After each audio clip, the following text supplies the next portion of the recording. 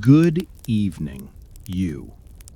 Right now, in whatever corner of the world you are, light from a screen brushes your face, and the day still clings to your shoulders like a heavy coat. Outside, maybe there is traffic, or a humming fan, or the quiet drip of a bathroom tap, but here, as you listen, something softer begins to gather. You can almost smell cool earth and wood smoke, almost feel the rough grain of a farmhouse table under your fingertips. Fields you have never seen yet stretch out in your mind, dark, wide, and waiting. You are about to step into a life so demanding that if you truly lived it in 1800, you probably would not survive a week without collapsing into a haystack and refusing to move. But for now, you get the easy version, the dream version, where you feel the weight without being crushed by it, where you can walk home whenever you like by simply opening your eyes. So before you get comfortable, take a moment to like the video and subscribe, but only if you genuinely enjoy what I do here. Drop your location and let me know how your day has really been. Your worries, your exhaustion, or even a tiny joy that made you smile. I'm here to truly listen and offer the most sincere, heartfelt advice I can. Now, turn off the lights, take a deep, slow breath, let your tiredness melt away, and gently close your eyes. Let's drift together into tonight's dreamlike lands. And tomorrow morning, if you still remember, send me a message and tell me what you dreamed.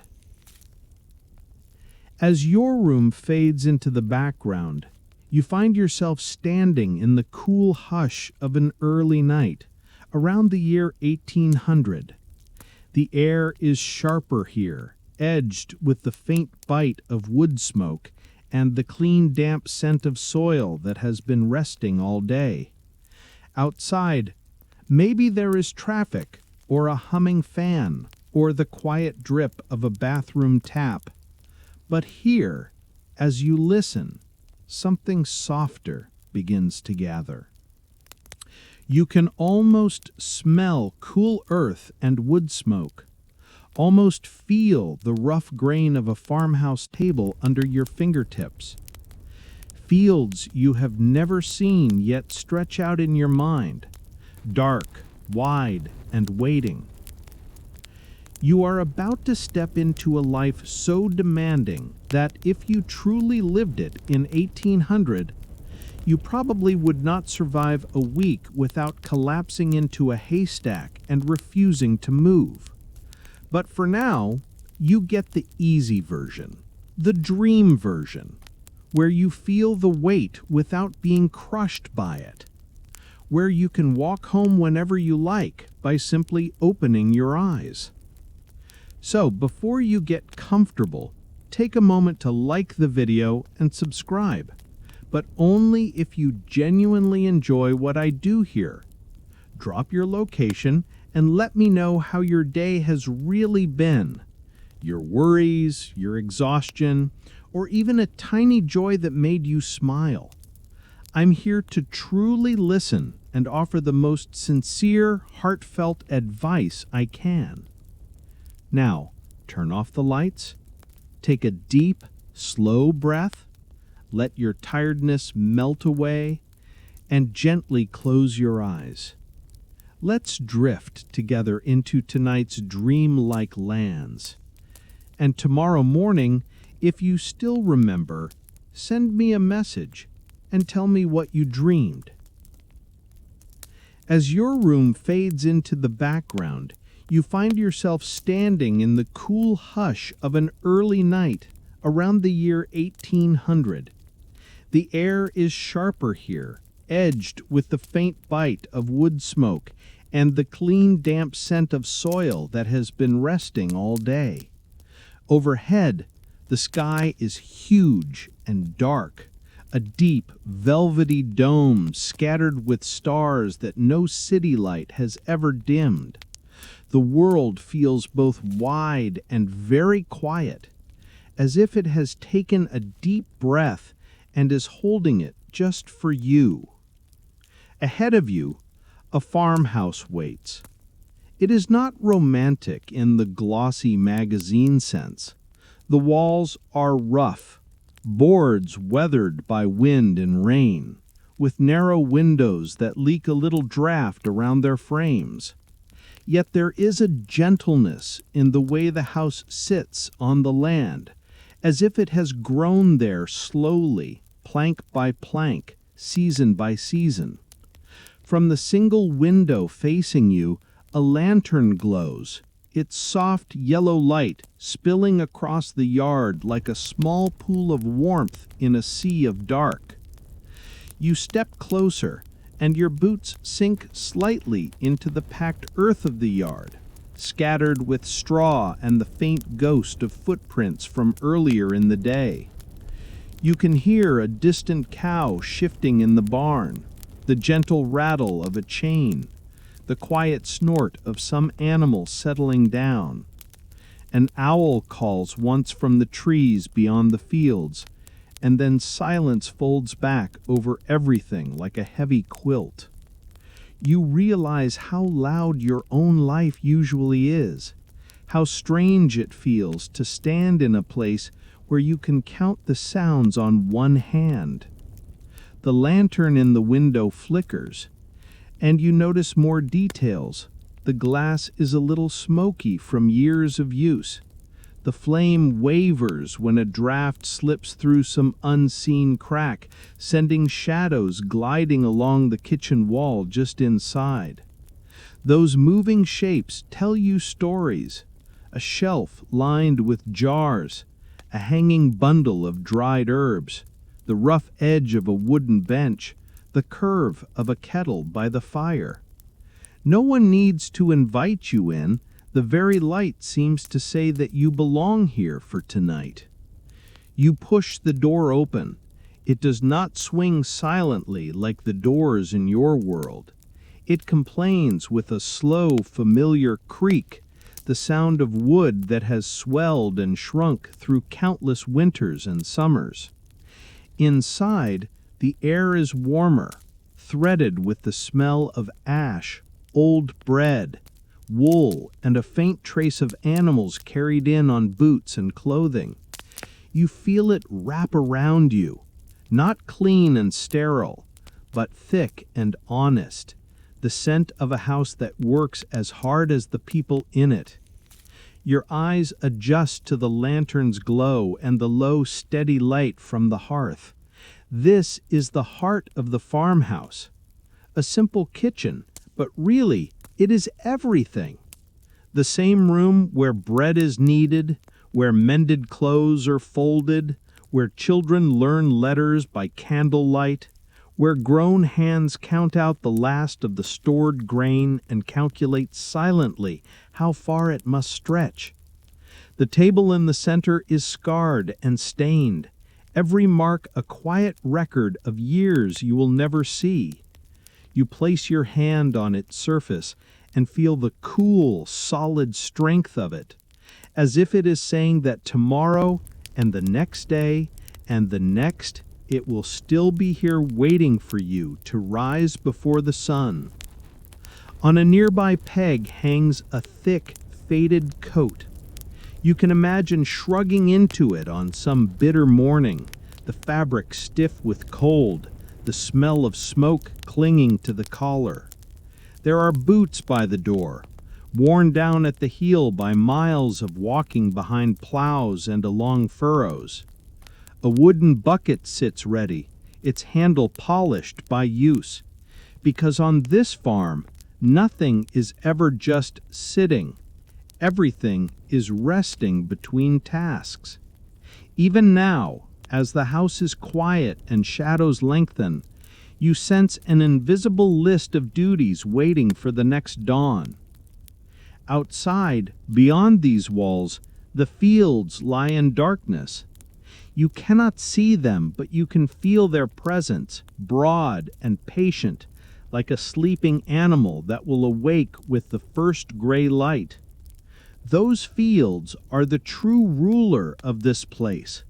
They decide whether bellies will be full or hollow when winter comes, whether there is enough to trade, to save, to feed the animals that feed you.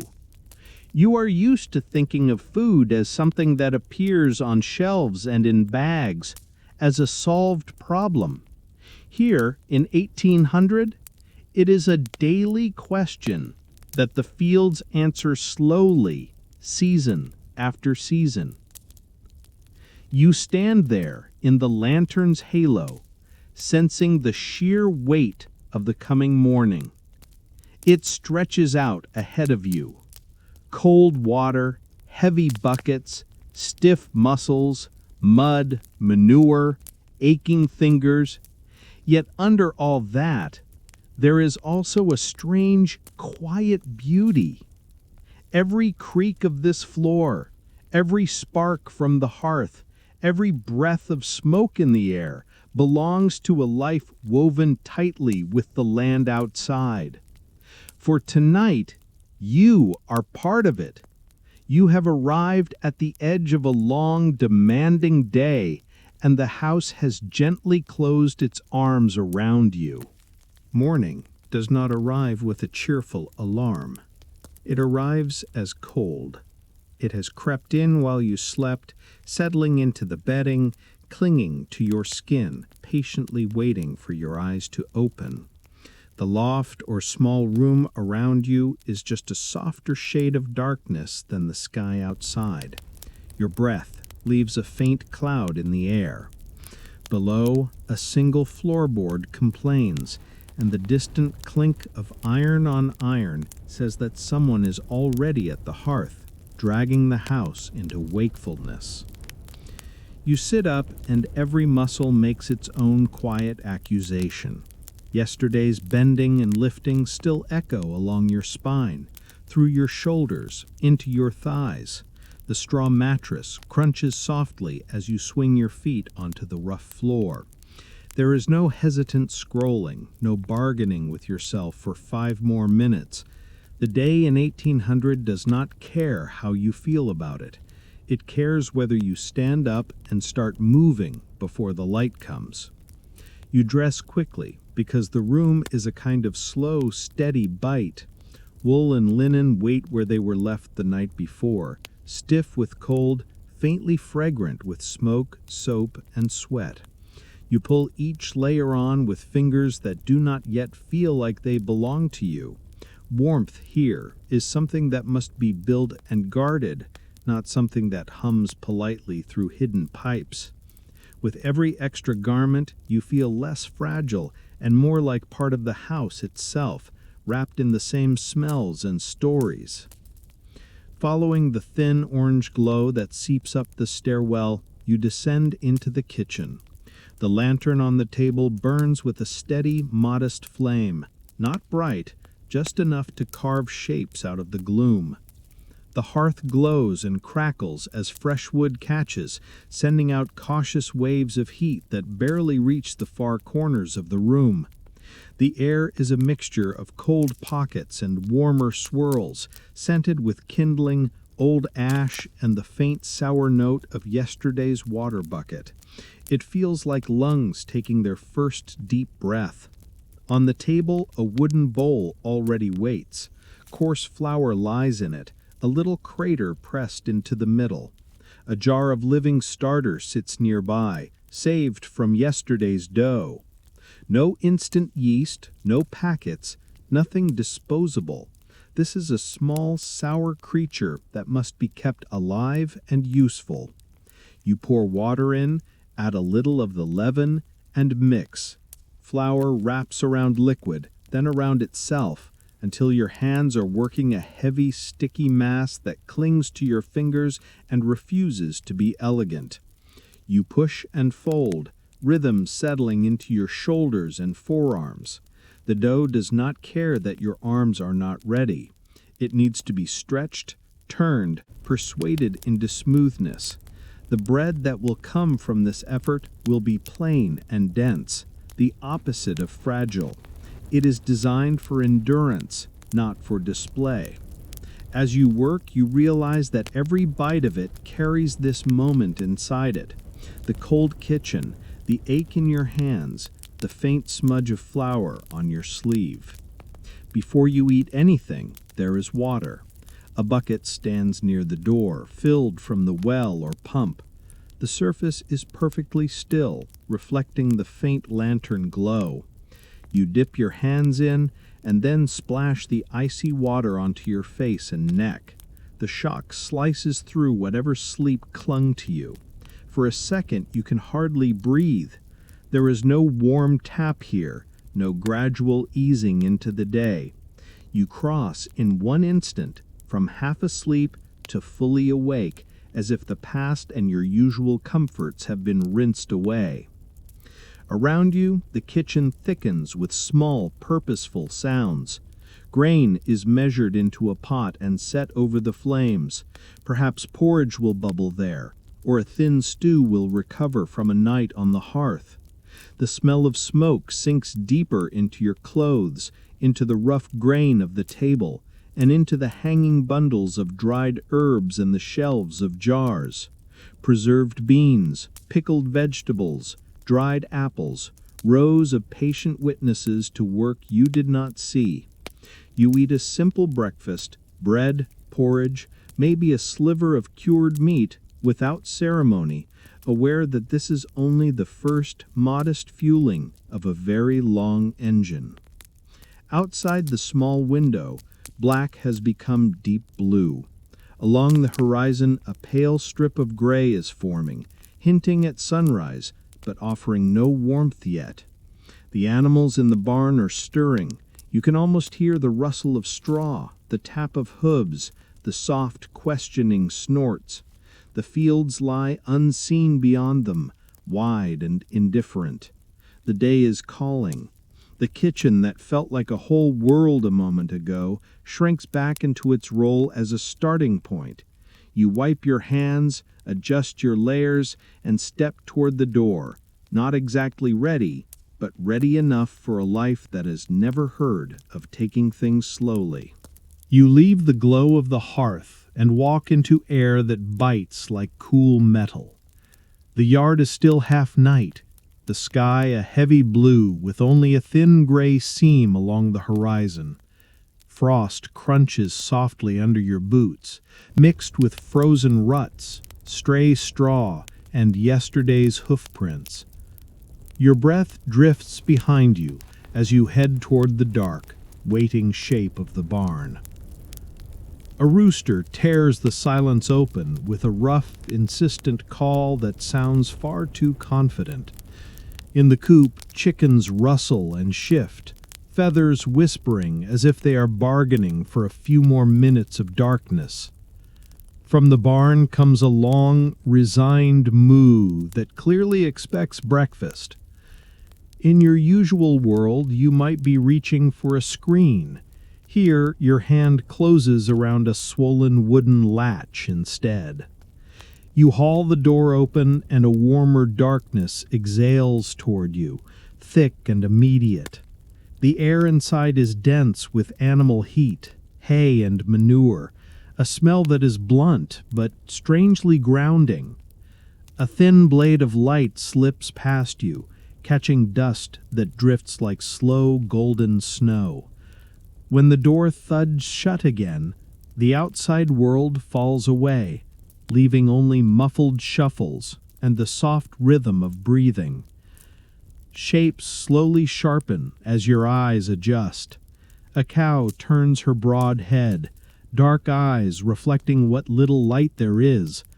Her breath leaves her in pale bursts that disappear into the gloom.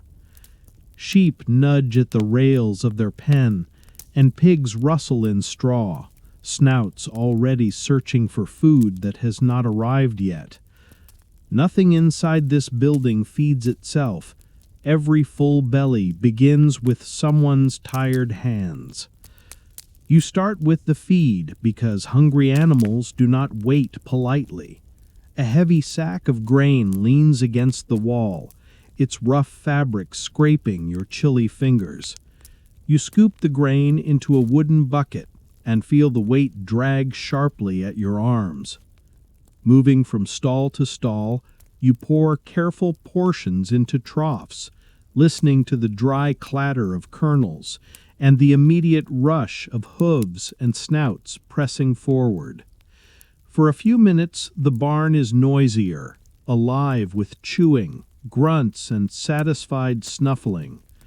When the animals settle, you turn to milking, the slowest chore of the morning. You plant a low stool beside the cow and slide the metal bucket into place, its rim cool against your knees. Her flank is warm and solid against your shoulder, her hide faintly rough beneath your sleeve.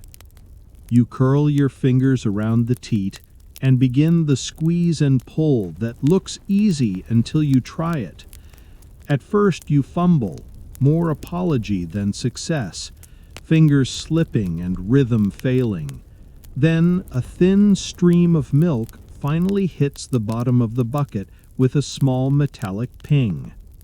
The sound repeats, gathering into a quiet pattern that fills the dim air while your wrists and forearms start to burn. There is no way to rush this. Each drop rises in the pail because you keep repeating the same motion. The milk slowly climbs, warm and faintly sweet-smelling, a modest reward for stubborn effort. When you straighten, your back complains as if you have already done a full day's work. You remember, with a little disbelief, that this is only one animal, and the sun is barely visible yet. Next comes the part no nostalgic painting bothers to show: mucking out the stalls. The straw underfoot is clumped, damp, and thoroughly stamped with yesterday's reality. You take up a pitchfork and start lifting, carrying, and dumping, building a lopsided pile outside the door. The work is repetitive, the smell unforgiving, but stall by stall you replace the mess with fresh, pale gold straw that softens the floor and brightens the gloom. Bits of hay cling to your clothes and work their way under your collar, prickling at your skin. It feels quietly official, as if the barn is stamping you as one of its own. This is not neat, clean effort that fits into a tidy schedule. It is the kind that leaves calmer animals and a space that breathes a little easier. Last come the chickens, equal parts breakfast and chaos. You scatter grain outside the coop, tiny seeds pattering onto the frozen earth.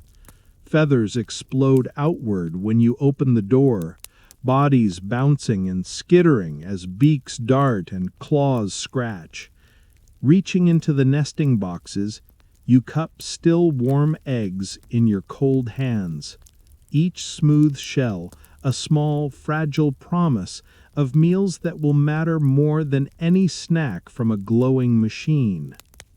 When you step back into the yard, the sky has shifted toward a washed-out gold, though the air still bites.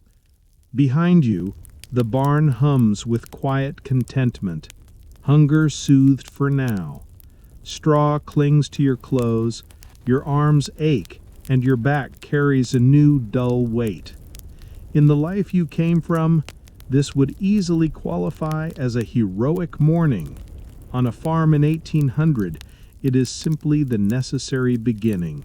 You step away from the barn with its warmth and animal smells, and face the wide, waiting fields. Brown earth and old stubble lie under a sky that is brightening but still cold, the horizon pale as watered milk. There is no engine noise, no metal churning, only the crunch of your boots and the creak of leather harness as the animals shift and snort, clouds of breath hanging in the air. The plow looks almost modest to the point of insult, just a wooden frame and a small iron cutting edge. Yet when you run your fingers along the handles, you feel how the grain has been polished smooth by years of hands like yours, how small dents and scars map out old collisions with stone and root. This plain tool is the thin line between harvest and hunger. It will not spare you effort, it will simply multiply what your body can do. In front of it, two stocky horses, or slow, patient oxen, stand in their collars, muscles thick under shaggy winter coats. The harness creaks when they toss their heads, leather rubbing against fur that still smells faintly of the barn. They are not pets. They are the strongest laborers on the farm, and you are about to clip your own strength to theirs and see if it is enough. You move behind the plow and wrap your hands around the handles. The wood is cold, then slowly warmer as your grip tightens. A simple signal sends the team forward, and their sudden pull shudders through the frame into your arms. The blade bites into the soil. It does not slide elegantly, it wedges itself in, the ground pushing back with the stubbornness of something that has been undisturbed for months. For a moment, everything feels like it might stop there. Then the earth relents just enough, splitting open in a rough, dark line. The plow lurches forward, dragging you into motion. You stumble, boots catching in last year's stubble, arms jolted by every small stone. It takes several long, awkward steps before body and tool and animals find a rhythm that does not involve you falling flat on your face. The furrow you carve is not straight. It wavers where a root deflects the blade and bulges when a buried rock shrugs it aside. Your shoulders burn as you push and pull, trying to correct the line, shifting your weight left, then right. Up ahead, the team plods on, heads low, hooves beating a steady pattern into the ground. Back here, you cling to the handles and pretend that you, not the soil, are in charge. As the blade turns the earth, the soil begins to speak. Damp clods roll over, crumbling into softer pieces, releasing a deep, cool smell that has been locked away since frost first hardened the surface. Tiny roots dangle in the air for an instant before dropping back. Your boots sink into the loosened row, then climb out again, each step a small tug of war between gravity, mud, and the weight of the plow dragging at your arms. By the time you reach the far end of the field, your hands feel fused to the handles. Your breath comes heavier, forming brief ghosts that disappear in front of your face. You halt the animals, turn them clumsily, and line up for the next pass. When you look back, the first furrow seems ridiculously small for the effort it cost, a single dark seam across a wide expanse of untouched land. You start again. The second row is a little straighter, not because the work is gentler, but because your body is beginning to understand what your mind still finds unreasonable. You lean differently now, bracing a moment before the blade drops. You start to sense through the wood the warning scrape of a hidden stone and the sticky drag that means the ground is wetter than it looks. Minutes lengthen into something slower than time. They become distance, measured in rows instead of numbers on a clock. The field slowly changes under your effort. Where it was flat and dull, it is now ribbed with ridges and furrows, alternating bands of light and shadow. When you pause and kneel at the edge, running your fingers through the broken soil, it feels almost alive, cool and grainy against your skin. This is where every meal will come from if the weather shows mercy and your body keeps showing up.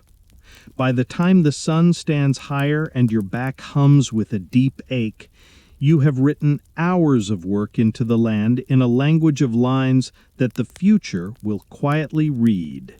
By the time the animals are fed, and the field has accepted the blade for a few stubborn rows, the day has thickened into something bright, but still sharp-edged. Your back hums with a steady ache, and your hands feel grainy with a mixture of soil and sweat.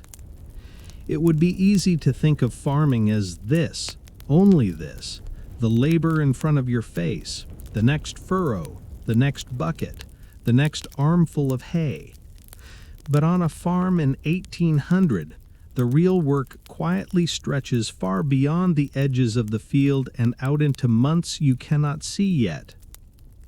You pause at the edge of the plowed strip and tilt your head back.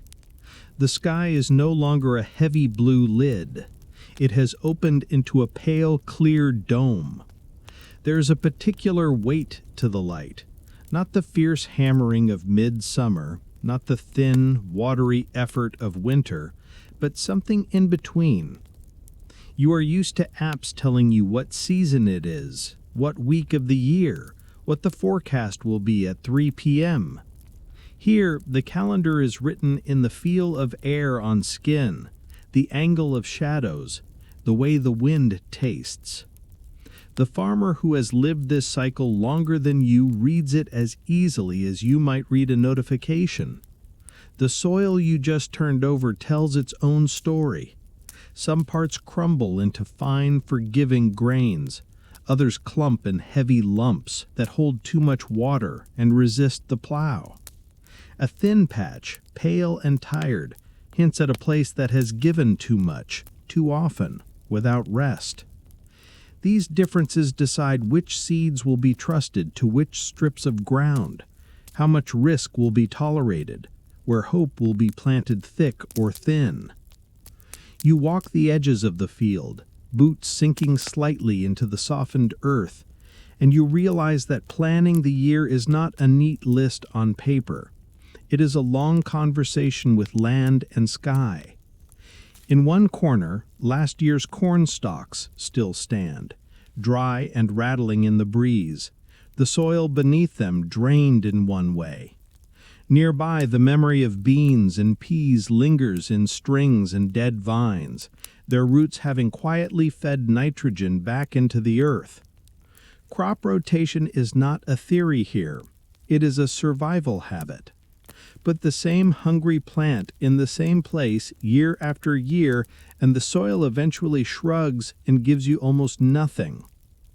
So you trace invisible patterns across the field in your mind. The patch that carried heavy feeding crops will rest under oats or rye this year, something less demanding, maybe even a cover crop that will mostly be cut and returned to the earth. A strip that benefited from last season's legumes can shoulder the responsibility of potatoes or corn. Each choice tries to balance need and recovery.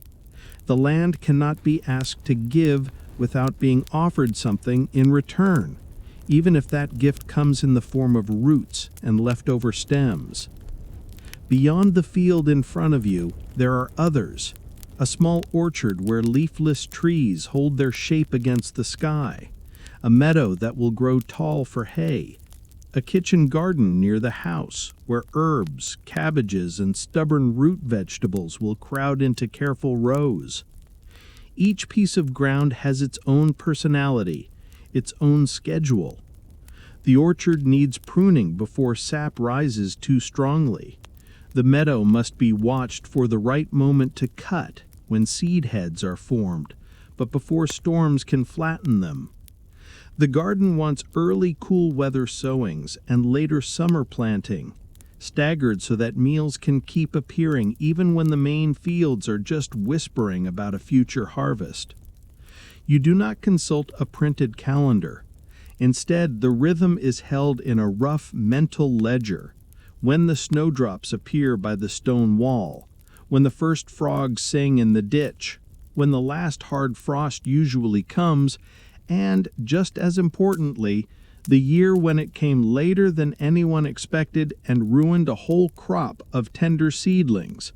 Stories of those years linger in the air like cautionary ghosts. Planning is not optimism here.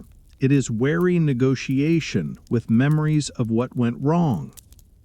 At the edge of the field, you kneel and scoop a handful of soil.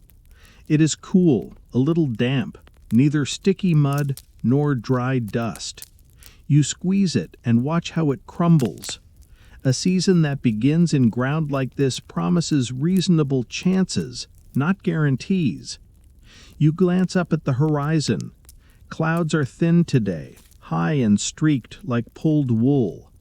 The wind has a direction you are learning to recognize, carrying scents from distant wet ground or from the drier uplands. These small cues, barely noticed in your usual life, matter here as much as any written forecast could.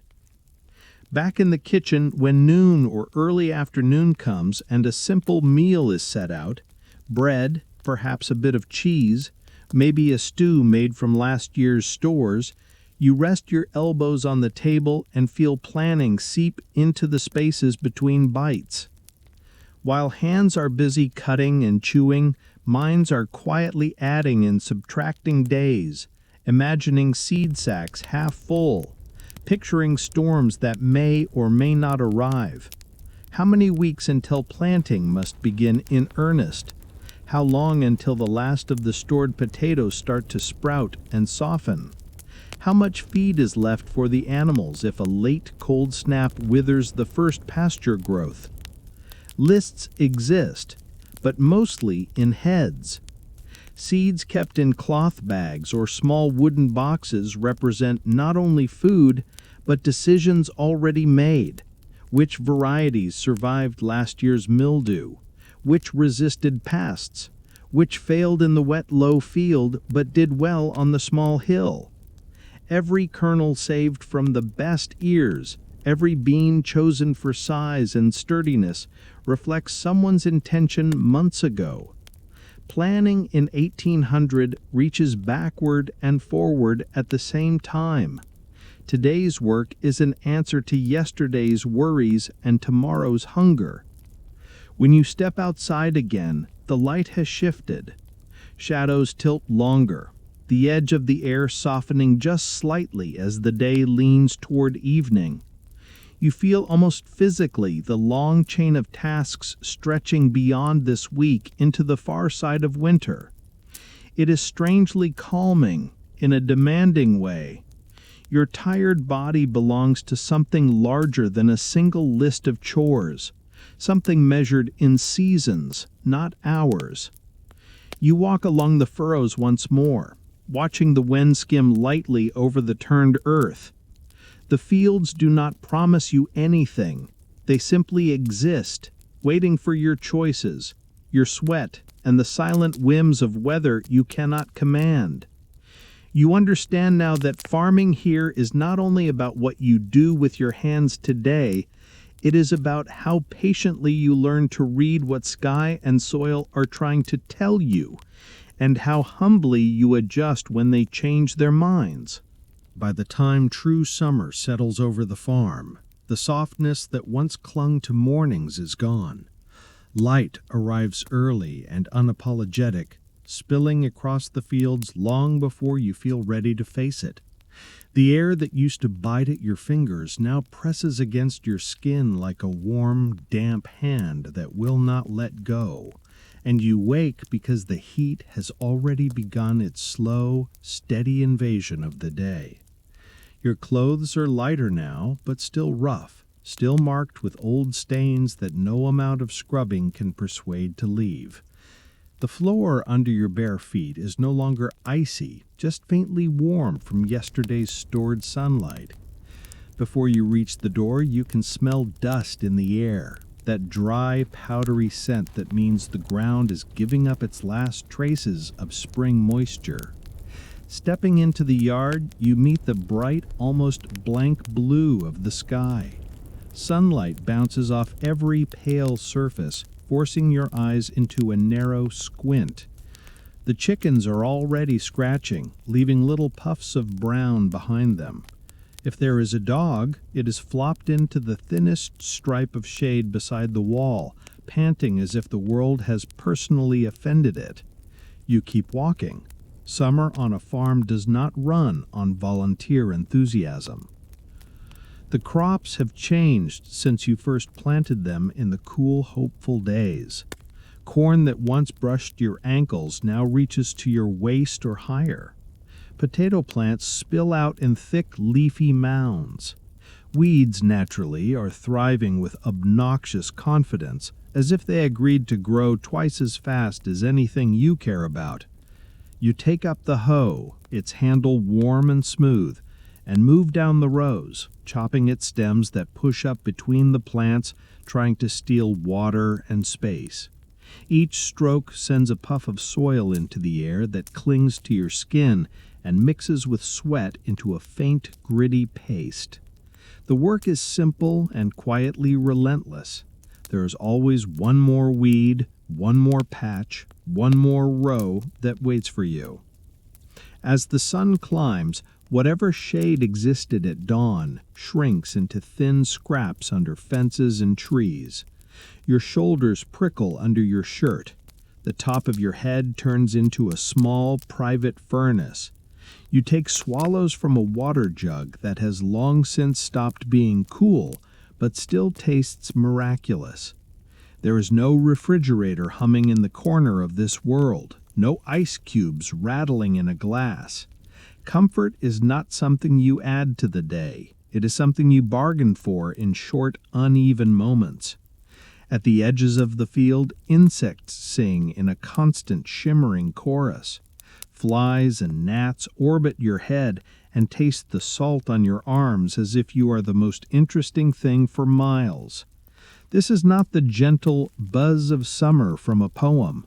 This is a low-grade siege that you endure because the corn does not weed itself. Later, when the light slants but the heat still hangs heavy, the hayfield claims you. Grass that has grown tall and thick must be cut while the weather holds. You take up a scythe, its curved blade catching the sun, and step into the green.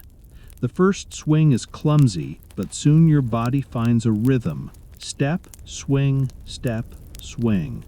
The blade slices through stems with a soft, satisfying whisper, leaving a swath of fallen grass behind you.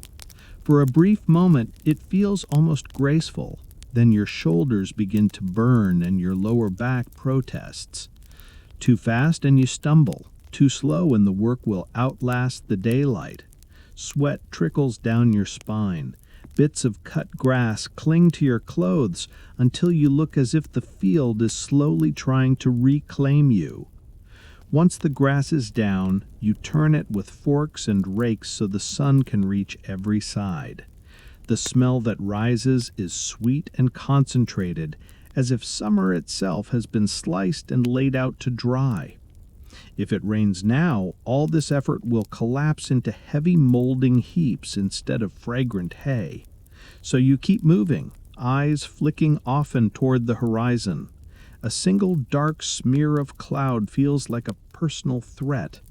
You remember the stories told over winter suppers, the year when carefully cut hay spoiled in days of surprise storms, the year when drought left almost nothing to cut at all. Those memories do not belong to you, yet they travel beside you like quiet warnings. By the time the sun finally loses its hard edge and sinks toward the trees, you are coated in dust, sweat, and tiny scratches from stiff stems.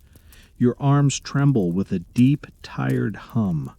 The hayfield behind you is changed, no longer a wild, waving sea, but a pattern of rows and small haycocks, each one a future promise against winter hunger. You trudge back toward the farmhouse through evening air that has finally remembered how to be gentle. The animals still need checking, buckets still need filling, supper still needs stirring, but the blazing weight of the day eases from your shoulders. What remains is not comfort in the modern sense, but a quieter thing, the solid heaviness of a body honestly spent, the knowledge that today's exhaustion has been woven directly into tomorrow's survival. Summer, in this life, is not a holiday. It is a furnace that tests what you are made of, and then quietly thanks you with hay in the loft and tall, rustling corn in the fields. Days stretch into a long chain of sunrises and aching muscles, and slowly you notice that you are not struggling alone. Narrow paths where others walk cut across your land, and wagon tracks score the lane in pale parallel lines. News, tools, favors, and worries all move along these routes. Out here, no farm is an island. Survival is quietly shared between scattered homes that lean on one another, whether they admit it or not. One morning, after your first chores are pushed back just far enough to leave, you follow the lane to a neighboring farm. The familiar smells of damp earth and wood smoke are joined by the sharper scent of fresh-cut timber. Ahead, sound thickens.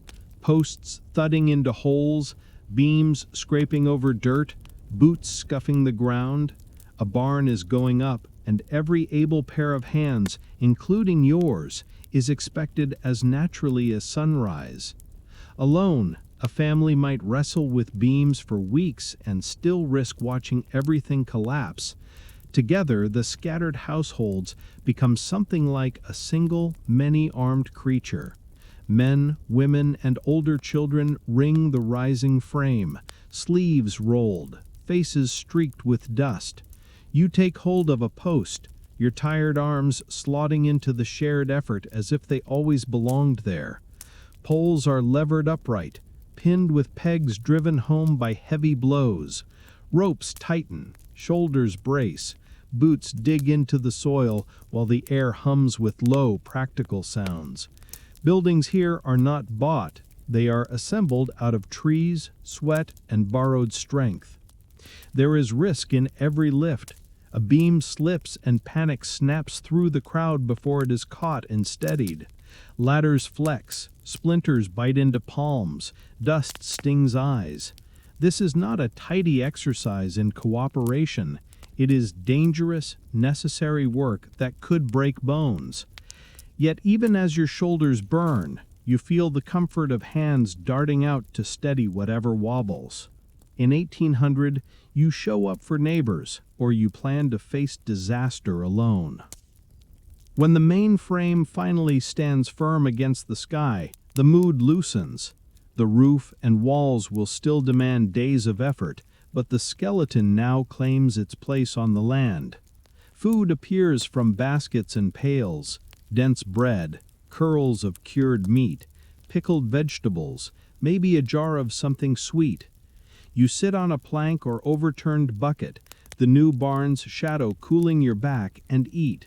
It is not a feast in your modern sense, but every bite tastes faintly of shared relief and the knowledge that if your own barn ever falls, these same hands will likely appear at your gate. Most days, each farm sinks back into its own orbit of chores and small emergencies, yet thin threads keep everyone tied together. Someone walks over to trade eggs for seed, someone else arrives with a snapped tool and leaves it with mended and a promise to help at harvest. News travels in these small exchanges. A new calf born, a field flattened by hail, a cough in one house that is lasting too long. On Sundays, the rhythm shifts again. After the animals are fed and milked, tools are laid aside, and you pull on cleaner clothes to join a slow stream of neighbors heading toward the meeting house or church. The building is plain, a wooden rectangle with benches that forgive none of your bones, but it gathers the whole scattered community into one room. You sit shoulder to shoulder with people you usually glimpse only at a distance, faces turned toward hymns, readings, or simple shared stillness. Rest here is not luxurious. It is more like a firm pause pressed into the middle of a relentless song.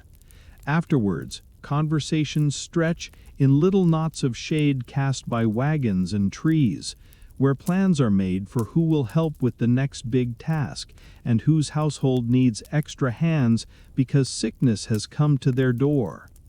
These quiet arrangements become scaffolding around the coming week, so that when trouble lands, it does not land on one roof alone. Back at your farmhouse on these rare, gentler afternoons, rest is deliberate, not accidental. Tools are checked and sharpened, clothes mended with patience. You sit in a doorway or under a tree, letting muscles slowly unclench, listening to distant sounds from neighboring farms, a faint laugh, a dog barking, the knock of an axe. The world is still full of demands, but for a brief slice of time, you are allowed to breathe without counting how many tasks remain. You see that this fragile pattern of shared work and shared stillness is what keeps the countryside from splintering under its strain. Barn raisings and Sunday gatherings, quiet trades and small favors, all weave together into a net that catches people when storms, sickness, or simple exhaustion threaten to drop them. You may be one person with one pair of sore hands, but linked to these other lives, you become part of a wider strength that holds even as the next hard season gathers, distant and dark, at the edge of the sky. You learn that the sky has its own opinions, and it does not care how carefully you plan. For a while, everything almost feels fair. Rain arrives when the dust starts to rise, sun warms without scorching, and the fields answer with a quiet, green confidence that lets you imagine a generous harvest. You let yourself relax half an inch, thinking that if you keep giving your back and your sleep, the land might actually keep its side of the bargain. Then the weather changes its mind. One evening near the end of spring, you stand in the doorway and feel a wrongness in the air. The day was mild, but the light is fading into a sharp, metallic chill that does not belong to this part of the season. The animals shift more than usual as you make your last round, breath already pale in the fading dusk. You bank the fire higher before bed, uneasy without quite knowing why, as if some part of you has heard a warning your ears missed. In the thin space before dawn, you wake and pull on cold clothes with clumsy fingers. Outside, the yard looks dreamlike and wrong. Frost has touched everything. Grass silvered, rails dusted white, roof shingles shining under a fragile glaze. For a few heartbeats, it is beautiful. Then you remember the lower field, and your stomach drops. You hurry down the slope, boots scraping on stiff ground. Young potato leaves that yesterday were a strong dark green now hang limp, their edges glassy and gray. Early beans that had dared to climb out of the soil sag toward the earth as if bent by invisible hands. When you touch a leaf, it crumbles at your fingers with a soft, defeated crackle. One cold night, one misjudged week, and part of your work has been neatly erased. There is no grand rescue. You cannot wrap the whole field in blankets or undo the hours. All you can do is wait for the sun to climb and see which plants remember how to live. As the light strengthens, some stems straighten, leaves firming as if nothing happened. Others remain dark and lifeless, a quiet numerical loss you feel in your chest. In a single morning, your picture of the year redraws itself. Fewer sacks in the cellar, thinner meals, less to trade, more to stretch. The sky does not apologize. Days soften again, almost smugly, and you return to your chores with a new, wary attentiveness. Every cloud becomes a small question. Every shift in the wind is a note you file away. You watch the horizon the way you once watched a line of numbers on a screen, alert for the smallest hint that something is turning against you. When trouble comes again, it wears a different face. The morning is heavy, the air thick and dull. Insects buzz in a lazy, swollen chorus. Far away, a low growl surfaces beneath the usual sounds and slowly deepens into thunder. By midday, the sky has turned the color of a fading bruise, purple-gray and restless with far-off flashes that briefly sketch the undersides of cloud. Birds go quiet, leaves on trees hold very still, as if listening, You rush through last tasks, tying and stacking anything that might blow.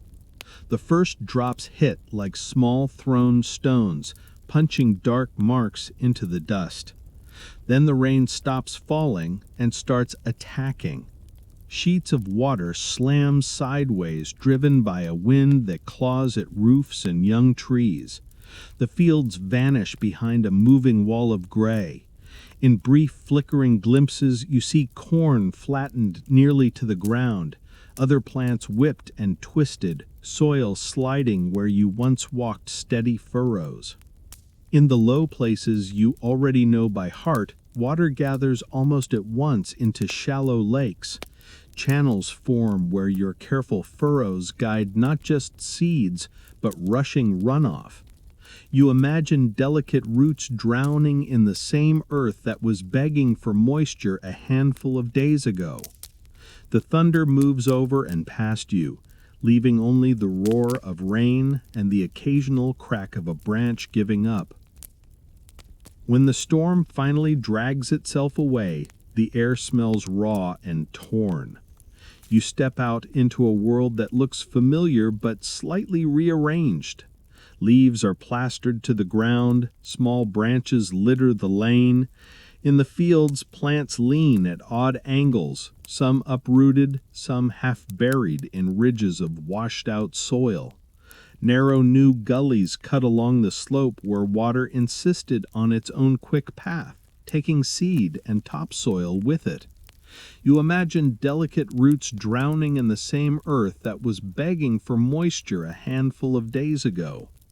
The thunder moves over and past you, leaving only the roar of rain and the occasional crack of a branch giving up. A few weeks later, the sky plays a third trick. The stormy pattern snaps and rain simply stops coming. Days line up in a pale, relentless row of blue. The earth that was mud beneath your boots starts to crack in fine, worrying lines. Dust lifts at each step and lingers in the air like a tired, dry ghost. Leaves droop in the afternoons, curling slightly at the edges as if they're trying to hide from the light.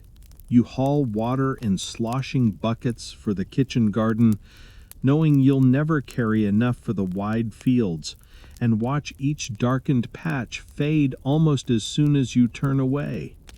Too cold, too much, too little. The sequence feels almost mocking.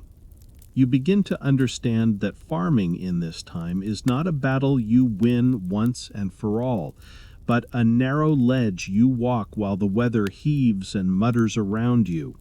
Your calloused hands can coax, mend, and adapt, but they cannot command.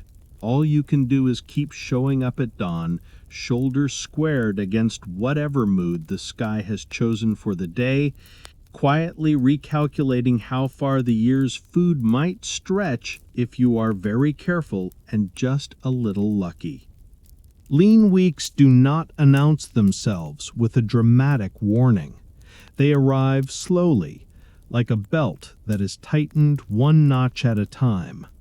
At first, you only notice small adjustments.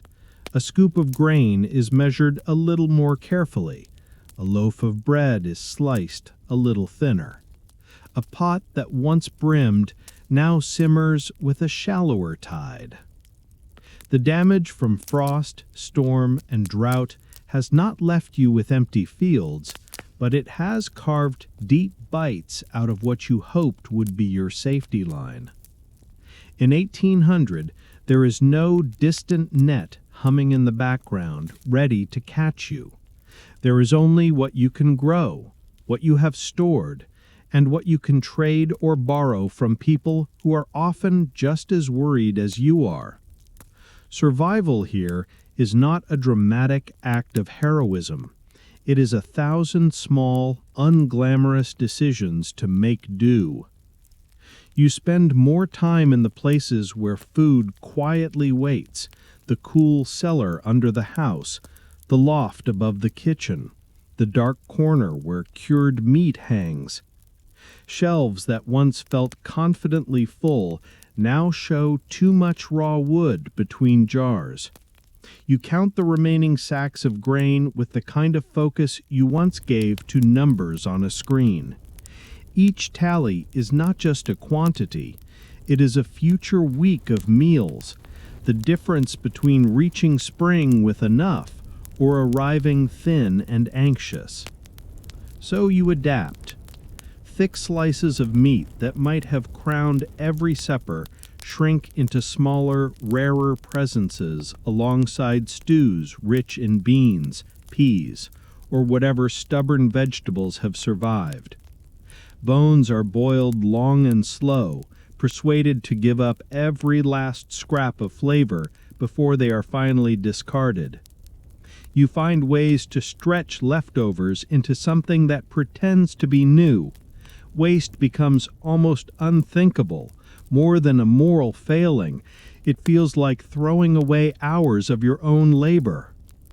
You also learn to mend as if your life depends on it, because in a thin year, it almost does. Clothes that might once have been replaced are instead studied like small puzzles. A worn elbow is reinforced with a patch from a shirt too far gone to save. Socks are darned until their insides resemble uneven cobwebs of thread. Leather is oiled, stitched, coaxed into lasting one more season. Tools get the same treatment. Handles tightened, blades sharpened until their edges can still bite. Each repair is a quiet refusal to let scarcity dictate everything. Pride has to bend, too. You find yourself making the walk along the lane not only to offer help, but to ask for it. At one neighbor's farm, the storm took more roof than crop. At another, illness has slowed hands that usually never stop. You trade what you can, a little extra labor, a few jars of something you preserved especially well, knowledge about which patch of soil handled the drought best, in exchange for grain, seed, or a place at a table on a day when your own pantry feels too echoing. Shame might flicker at the edge of your thoughts, but it never stays long. Nobody out here can afford it. In return, help often arrives without being requested directly. A neighbor drops off a small sack of feed because they had a bit more this year, or offers you a share from a late patch of beans that somehow escaped the worst of the weather. A skill you did not realize was valuable, your careful hand with mending harness, your patience with sick animals, your knack for coaxing bread from reluctant ovens, becomes a kind of currency. In lean times, people pay one another less with coins and more with whatever they can reliably do. The weeks stretch, and you feel the constant low hum of calculation at the back of your mind. How many jars left? How many mouths at the table? How many months until the next likely harvest? Yet life does not collapse into gloom. There are still small mercies, a chicken that insists on laying through the most unpromising weather, a row of carrots that survived a pest you were sure would take everything, a clear morning when the air feels kinder on your skin and the scattered farmhouses glow briefly in slanting light. At night, when you sit by the hearth with a bowl that is not full but not empty, you feel both tired and oddly capable. You are learning that endurance is not a grand feeling. It is simply the quiet commitment to get up tomorrow and try again with whatever you still have. You might not be thriving in the glossy, effortless way you once imagined success would look, but in this farmhouse, in this year around 1800, you are discovering another, slower kind of strength, the kind that holds on through lean, uncertain weeks by paying attention, accepting help, and stubbornly trusting that the fields will, eventually, forgive the sky's latest mood and grow green for you again. The lean weeks do not last forever. Almost without your noticing, the green that once seemed so fragile thickens, darkens, and then slowly tips toward gold and brown. Stalks that struggled in frost, survived storms, and sulked through drought finally stand at their fullest, heavy with whatever the season has decided to spare. The year has bent but not broken, and now it leans heavily toward harvest. You do not get to wake slowly on those days. Harvest does not wait to see if you are feeling up to it. It arrives like an impatient guest and expects you to be ready. You rise before the first light has even dared to show itself, slipping into clothes that already smell of dust and old sweat. The air outside is cool in that particular way that suggests the day will be warm later. A thin, crisp sweetness that makes your lungs feel briefly larger. In the barn, tools wait like a lineup of blunt, honest judges. Scythes with curved blades that you sharpened by hand. Sickles for tighter spots. Wooden rakes, forks, and the odd ingenious contraption if your region is lucky enough to have one. You run your thumb carefully along the honed edge of the scythe and feel the light threat there. The blade will make the cutting easier, not easy. Everything else is still up to your muscles and your determination not to fall asleep standing upright. Out in the fields, the crops shift softly in the faint breeze. Grain heads nod, heavy and ripe, casting a muted rustle that sounds almost like whispering. Potato vines have withered back, leaving the real treasure hidden underneath. Corn stands taller than you now, leaves rustling with a dry, papery music. For a moment you just stand and look, and in that moment you can almost forget the nights spent worrying over frostbitten leaves and flattened rows. Whatever the year has been, this is what it has to show for itself. Then the day begins in earnest. You step into the grain with the scythe, finding again that careful, swinging rhythm. Step, sweep, step, sweep. The blade arcs just above the ground, slicing through stalks with a soft, collective sigh. Each stroke lays a swath of cut grain at your feet, which must be gathered quickly into bundles before the stalks tangle and scatter. Nearby, other figures work in parallel, their movements overlapping with yours in a wordless choreography. The sun climbs, and your body slowly turns into a map of complaints, shoulders burning, lower back sending annoyed signals, hands tightening into stiff, stubborn claws around the handle. Sweat slides down your temples and into your eyes, mixing with dust until you blink through a faint, gritty film. You swat at insects by reflex now, hardly noticing them unless one makes the poor life choice of landing directly on your eyelid. Every so often you pause to straighten and stretch, spine crackling softly, and see how much remains. The answer is always more than you would like.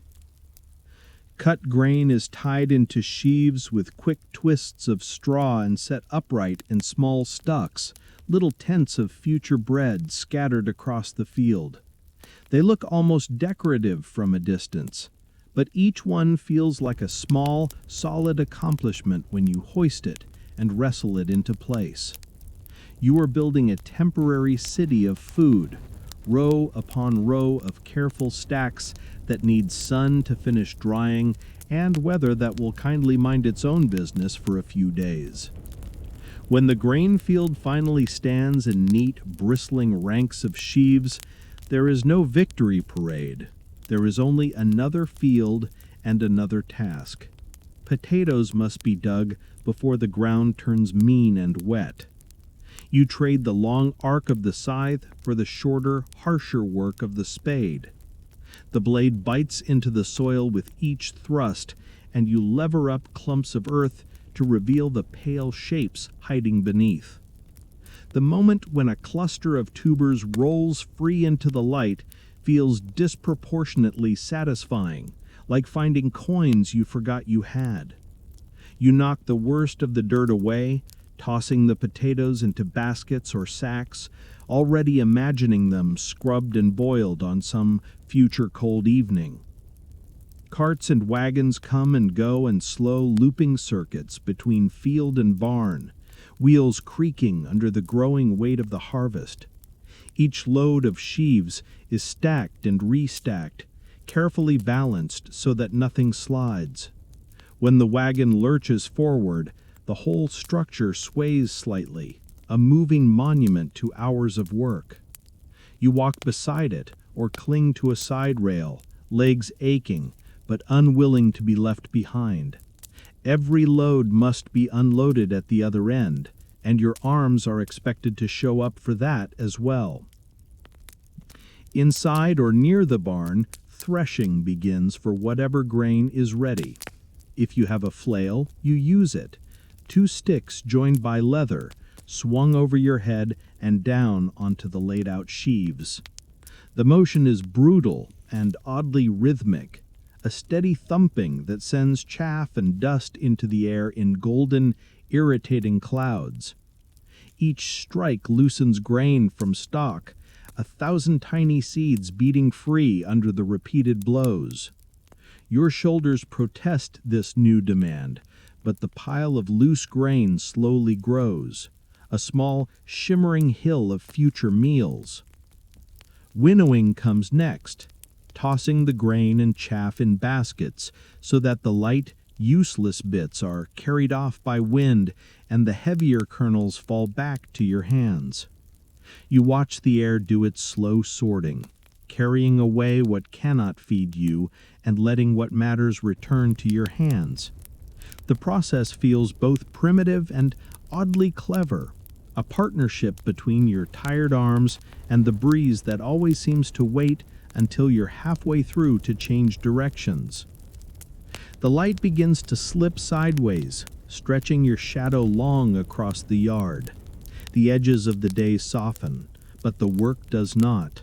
You squeeze as many tasks as you can into the fading brightness, stacking sheaves under shelter, covering what must not get wet, and checking again that nothing particularly precious has been left where a stray shower or hungry animal might find it.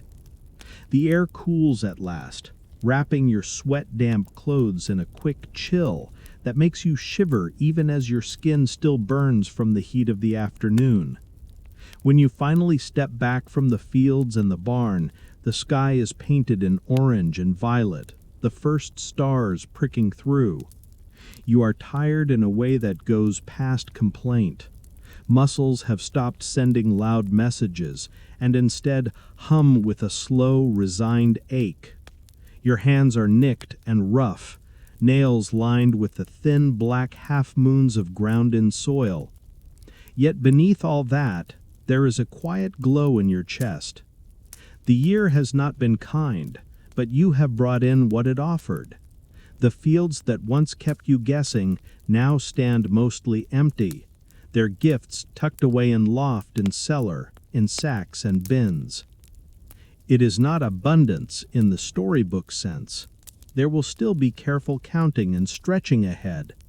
But tonight, as you walk back toward the farmhouse under a sky that looks older and kinder than any clock, you carry a bone-deep sense that you have done what could be done. From first light to dark, you have harvested not just grain and potatoes, but proof that all those mornings, all that worry, have turned into something solid you can touch. Winter edges into your days quietly. It shows up in the first breath that steams in the kitchen before dawn, in the thin crust of ice on the water bucket, in the way the fields fade from stubble brown to a dull, exhausted gray. The rush of harvest has passed, leaving full bins, sagging sacks, and the sober knowledge that what sits in storage now is what you must stretch through the months ahead. Outside, the world shrinks. Inside the farmhouse, evenings slowly grow wider, like small pools of lamplight pressed against the dark. The light goes early, as if the sky has lost patience. One moment you can still see the far hedgerow, the next it has been swallowed by shadow. You finish afternoon chores by feel as much as sight, guided by the shapes of stalls and gates, by the animals' soft huffs of recognition. Their needs do not shrink with the season. You break ice on troughs, the thin sheet cracking with a brittle music that stings your fingers. Breath hangs in clouds around muzzles and your own face, as if everything is exhaling tiny ghosts. Stepping back into the farmhouse, the contrast wraps around you. The air inside is warmer, threaded with wood smoke, cabbage, and something baking slowly in the oven. One candle or a single oil lamp throws a modest circle of gold, leaving the corners in gentle shadow. The wide, scarred table that has seen planting plans and harvest tallies becomes an evening workbench. Thick outer layers are hung to dry near the hearth, boots set where the leather can soften. This room, which in summer was just a passage between fields and sleep, becomes the quiet center of your world. Winter evenings are not empty stretches of leisure. They are simply filled with different work, the kind that rarely appears in paintings. You sit by the fire with a basket of things that need fixing, socks to darn, shirts to patch, mittens to reinforce before another week of carrying water through the cold. Needle and thread move with slow determination through fabric that is served all summer and autumn and is now being coaxed into one more season. Each neat, tight stitch is a small refusal to let the weather or scarcity win. Nearby, tools and harness wait their turn. In the brighter circle of firelight, you check wooden handles for cracks, tighten metal fittings, rub oil into dry leather until it regains a faint, healthy sheen. The scythe that sliced through summer grass, the hoe that bullied weeds away from the corn, the flail that beat grain free from stubborn stalks, all come under your eye. You clean away the clinging dust of field and barn, sharpening edges that dulled on the same stones you cursed in the heat. Winter is when you repay your debt to the tools that stood between your household and hunger. Food, too, demands attention long after the harvest ends. In pantry and cellar, jars of preserved vegetables, crocks of pickles, and sacks of grain line up like silent guests. You move among them with measuring hands, checking lids, lifting cloth covers to be sure nothing is spoiling. Perhaps you drop dried apples from last August into a pot where they swell and perfume the air. A stew of beans and roots bubbles slowly over the coals, thickening into something that will cling to your ribs. In this season, dinner is not only comfort, it is armor against the cold pressing at every wall. Between tasks, you sometimes pause and listen. The farmhouse has its own winter music, the soft tick of cooling iron, the sigh of the stove, the low murmur of wind at the panes, the faint rattle of a loose shutter when a gust leans too hard. Outside, the fields lie under snow or hard frost, the furrows you carved in spring now hidden, their work done for the moment. Fence posts and bare trees break the pale surface like dark, unfinished thoughts. You remember how those same fields felt under your hands in every season, and feel the year gathered all at once in this quiet. When at last the lamp burns low and the coals in the hearth settle into a deep red glow, you bank the fire carefully for the night. A blanket of ash keeps the embers safe until morning, when they will be coaxed back into flame without wasting precious kindling. You wrap yourself in heavy blankets and feel the chill nibble at your nose, while the rest of you is held in rough, reassuring warmth. Outside, snow quietly reflects faint starlight, and the fields sleep. Inside, so do you, knowing that tomorrow will bring the same pattern of cold chores, warm repairs, and small, steady meals.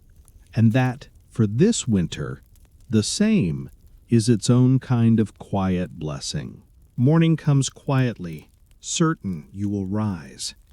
A dim gray presses at the small window, and downstairs the hearth holds only a faint, sleeping glow under ash.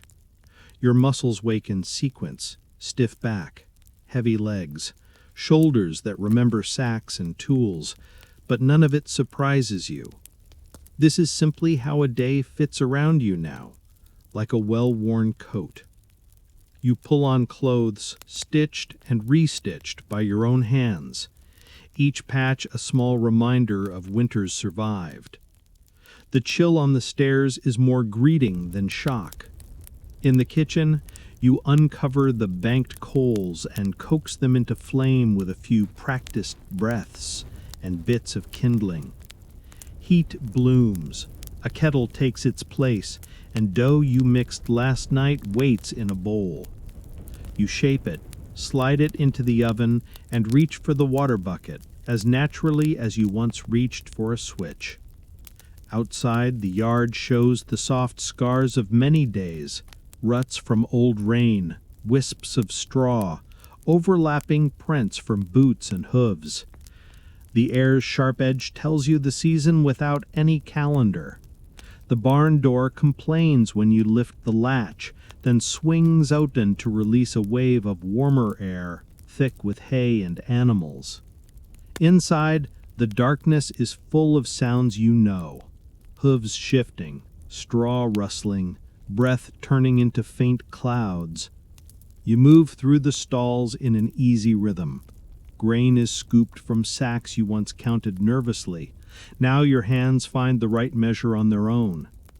A cow leans into your shoulder as you settle to milk, and your fingers find the rhythm they learned the hard way. Steady streams ringing softly in the pail. You fork out yesterday's bedding, wheel it away, spread clean straw. The barn brightens, not because the light changes, but because the space breathes easier under your care.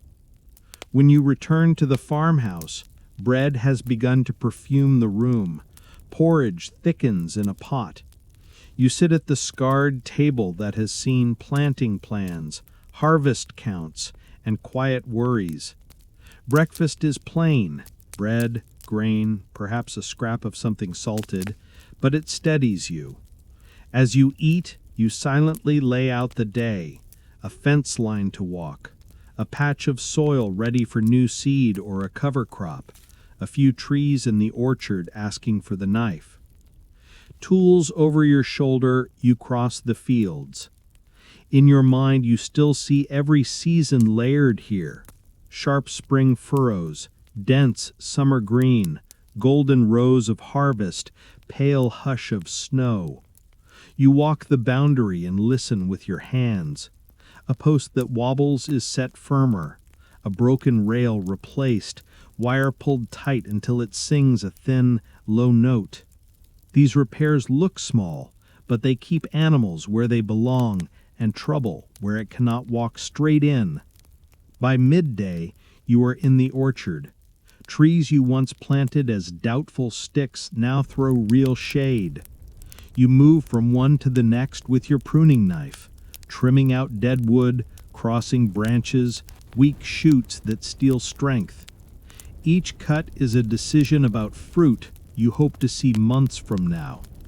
You pause once with your back against a rough trunk, feeling how solidly it anchors itself in this soil. The afternoon is made of casks that would look like nothing in a quick glance. You turn a compost heap and see peelings and stalks transformed into dark, crumbling earth that will go back to the fields. You stack wood near the door, knowing future, colder you will bless this neat, dry row. You check the roof, drive down a nail, Straighten a loose shingle before it becomes a leak. You refill the trough and watch the animals drink, the heavy sound of it oddly soothing. As the light thins and edges go soft, you make one more round through the yard. Animals are brought in or counted, latches checked, gates fastened. Inside, a stew you started earlier has been simmering down to something thick and comforting, flavored with bones, roots, and a few herbs from the garden. You sit again at the table, lamplight pooling around bowls and hands, and eat in the quiet that follows a day honestly spent. Later, you patch a small tear in a sleeve by the fire, or draw a whetstone along a blade that has dulled in your service. The big troubles of other days, frost-shocked fields, rain that would not stop, weeks of counting jars, hover only as light reminders to keep paying attention. This one day is not remarkable. It will blur together with hundreds like it, yet it holds in its modest arc, from first breath of dawn to last ember in the hearth, the true shape of farming in this time. Repetition and care, small choices and steady hands. When you finally lie down and let your eyes close, you do so knowing that tomorrow will look much the same, and that inside that sameness, unexpectedly, there is a kind of peace you never learned from easier lives. Evening folds itself over the farm again, as if the sky is gently closing a book it has read many times before. The last of the light drifts across the fields in long, soft streaks, picking out the stubble where crops once stood, and the bare bones of trees that have already given their fruit. The barns and house glow briefly, edges gilded in gold, before sinking back into their regular shapes, just wood and stone and work. You stand in the yard for a moment, boots planted where so many of your days have begun and ended. Around you, all the pieces of this life are in their usual places. The farmhouse with its warm core of kitchen and hearth, the barn breathing quietly with animal heat, the fields lying still and patient, holding the memory of your labor from every season. The air carries a little of everything you've lived through here. Damp soil, hay, wood smoke, wool, and the faint metallic hint of tools cooling after a long day. You let your mind wander, not forward to tomorrow's chores, but back along the looping path you've walked in this year around 1800. You see again the first mornings when cold clawed at your hands as you broke ice on buckets and coaxed weak light from the hearth.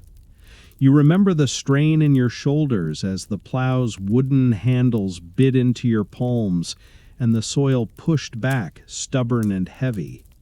You feel the sweet ache of summer evenings when you staggered home from the hayfield, clothes wearing half the grass you'd just cut, dust stuck to your sweat, the sky wide and unbothered overhead.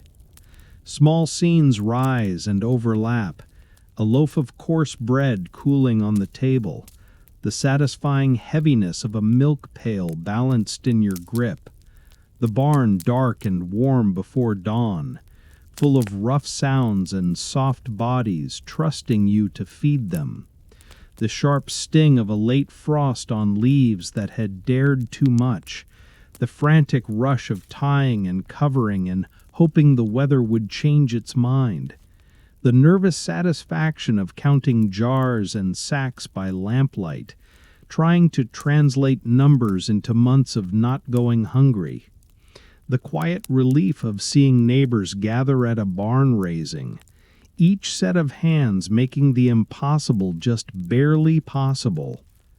And then there is the day you just finished, a day that looked like nothing special. Feed the animals, mend the fence, check the roof, stir the stew, sharpen the blade. All of it small, none of it glamorous, every bit of it essential. You understand now that farming in this world is less a series of dramatic events and more a long conversation between your body and the land, between your stubbornness and the sky's shifting moods. It is repetition with purpose. It is worry and relief braided so tightly together you can hardly tell them apart. As you stand there, breathing in the mixed scent of earth and smoke, something inside you loosens. The relentless lists, the long days, the sore muscles, the near misses with weather and hunger, somehow, together, they bloom into a strange, humble tenderness. This life is harsh, and you probably would not last long if you truly had to live it without escape. Yet there is a hard-earned gentleness here, too, between people who share their labor and their thin blessings, between hands that mend what they could easily complain about, between a person and a patch of ground that keep taking chances on each other. The lantern in the kitchen window flares slightly as someone tends the wick. The light spills out onto the yard, a familiar signal that the day's work is finally allowed to end. You walk back toward it, feeling every step in the steady weight of your legs, aware that this particular evening has another journey hidden inside it. The closer you come to the farmhouse door, the more the edges of things soften. The worn wood of the threshold blurs. The smell of stew and smoke thins into something lighter. The barn's steady breathing fades to a murmur and then to a suggestion. You blink, and the creaking floorboards under your feet become the quieter surface of your own room. The air shifts from hay and cold earth to whatever faint mix of soap, dust, and city or suburb your real life carries. The lantern glow resolves into the softer, familiar gloom of your screen turned low, or the dim light that slips around your curtains. The farmhouse recedes, not with a slam, but with the slow, gentle closing of a door that knows you might visit again. Yet you do not leave empty-handed.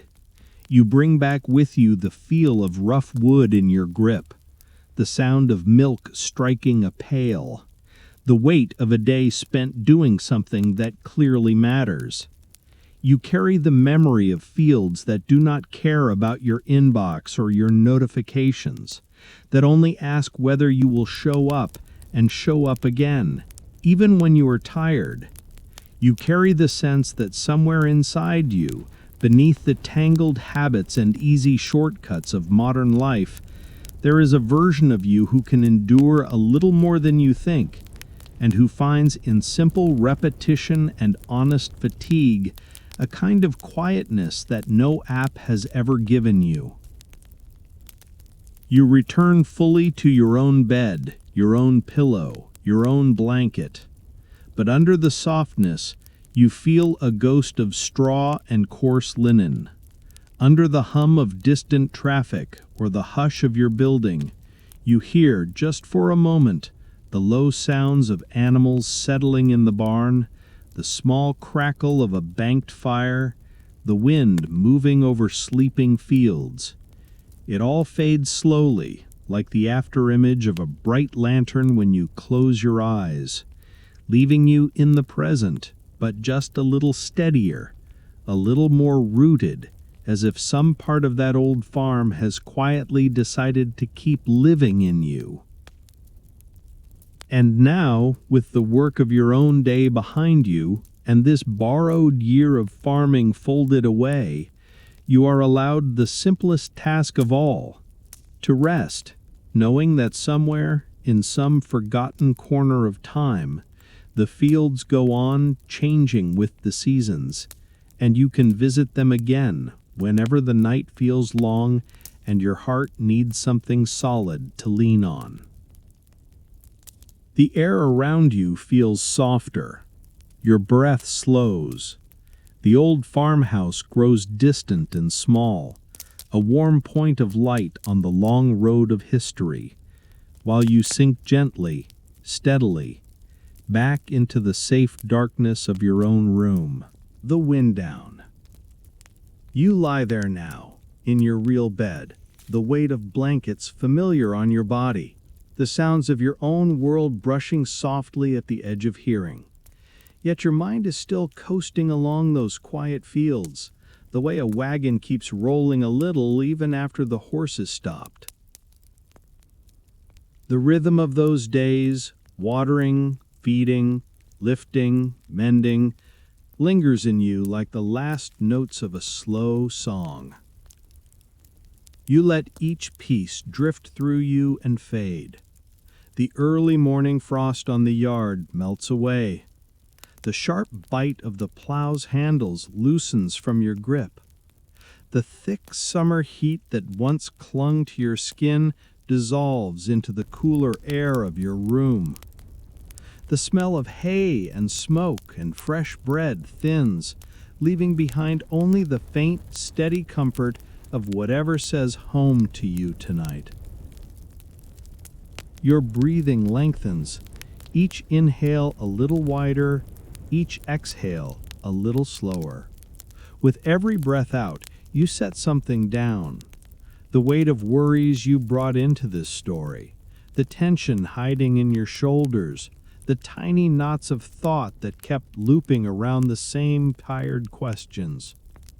They are still there somewhere, but they do not need your attention now. They can simply wait on the porch until morning, like boots lined up neatly by the door. You notice the simple things that are easing you toward sleep, the feel of the pillow under your head, the warmth at your feet, the gentle pull of gravity cradling you instead of dragging you. Muscles that worked hard all day finally admit that they are done. Joints that have carried you without complaint start to loosen, one by one, as if someone is slowly turning off the lights in each room of your body. You are safe here. You are held here. Outside, the night does whatever nights do. Wind in trees, cars on distant roads, maybe rain whispering along rooftops. But inside, your only task is to drift. If thoughts rise, let them pass like clouds crossing a wide farm sky, interesting for a moment, then gone. Return to the feeling of your own breath, the slow roll of chest and belly, like gentle waves over dark soil resting for the season. Soon the line between waking and sleep blurs, just as the line between your world and that old farmhouse blurred a little while ago. You do not have to force anything, you only have to allow. Let your mind wander where it wants, even if it forgets the path entirely. Let the story unspool into soft, disordered dreams that belong only to you. And when sleep finally folds its quiet arms around you, the fields, the barn, the creaking farmhouse, and all the people who lived that hard, steady life will slip back into the dark, ready to be found again on some other night when you need them. For now, you have given your mind a gentler landscape to rest in, and your body has heard the message.